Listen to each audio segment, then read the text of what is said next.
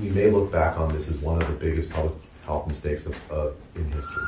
For many Democrats and the media, crush the virus is becoming a version of the Vietnam War's apocryphal phrase that we had to destroy the village in order to save it. From a public service point of view, don't be afraid of COVID. No, be afraid of COVID. Now, leading epidemiologists and economists have come together at the American Institute for Economic Research to discuss a more balanced approach in managing the virus. There really hasn't been a full debate. We sort of have landed on this policy by default from this hysteresis of let's flatten the curve. I want people who disagree with me, I want to hear what they have to say. And to shut that down is damaging to the trust in science. If only one sort of side is quoted in the news media, for example. Science does not move forward through consensus. The result is the Great Barrington Declaration, which urges a focused protection strategy that has already been signed by thousands of medical and public health scientists. The evidence that's coming in now is absolutely devastating. So I saw a UN report that 130 million people additional will starve as a consequence of the lockdown. 1 in 4 Americans between 18 and 24 seriously considered suicide in June. After more than half a year, the collateral damage is enormous, with children not going to schools, which is not just their education, but their physical and mental health, house evictions, cancer screenings are not being done properly. And that's not going to result in mortality this year. Nobody's going to die from cancer this year because they didn't do the cancer screening, but somebody who would have lived for 15, 20 years might now die in 3-4 years instead. So those numbers we're not going to see until the future. These are not simple ancillary costs. 1.4 million tuberculosis patients in India alone are not receiving treatment. Gavi, which is a massive vaccination program worldwide, has been suspended. Things like diphtheria, pertussis, measles, we're going to see an outbreak. We will. These are not theoretical costs. These are actual costs on actual humans as a consequence of the lockdown and the economic collapse that it has caused. These costs are not ancillary, and they needed to be included in the calculus when we discussed the lockdown alongside with the mathematical models of disease spread. Some 6 months after the virus erupted here, and with little reason to think it's going away soon, the pertinent question for our presidential candidates is, how should we live with the virus? Donald Trump made his view clear when he returned to the White House from Walter Reed Medical Center. Don't let it dominate you.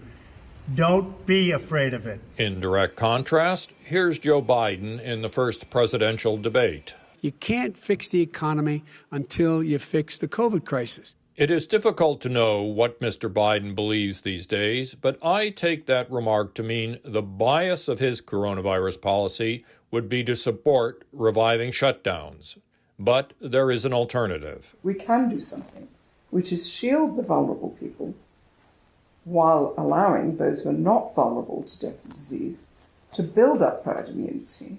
And then we reach the point where everyone wins, in that those who are not vulnerable will be immune. Those who are vulnerable still will have a lower risk of contracting the disease, and hopefully it will, if it's not already at that place, be a risk that's commensurate or similar to other pathogens we live with, like influenza. There's going to be uncertainty no matter what we do. There is no option that is safe. So if we lock ourselves in our house or we lock down our economy, that we've created a safe spot for us, that's an illusion. That action itself creates enormous risks with uncertainties involved. Today, the competing political policies of shutdown versus opening is playing out in an extraordinary confrontation over coronavirus in New York City, the site of the pandemic's most brutal devastation last spring. As clusters of higher positivity rates have emerged in some city neighborhoods, Governor Andrew Cuomo and Mayor Bill de Blasio are again imposing closures. I've spoken to thousands of parents who have called up and said, I'm worried about sending my child to school. I said, I won't allow a school to open that I wouldn't send my child to. That's my test. For teachers, most teachers are at low risk if they are in their 20s, 30s, or 40s. teachers in the 60s, they are at high risk. So the key thing is to protect them, but instead of closing the whole schools, we can have them teach at home, or maybe they will help other teachers with grading exams or homeworks. The sooner the students become immune, the sooner these people can return to teach in the classroom. You can't look at the scientific evidence and say it points in the direction of let's keep schools closed. It points in the direction of keeping them open.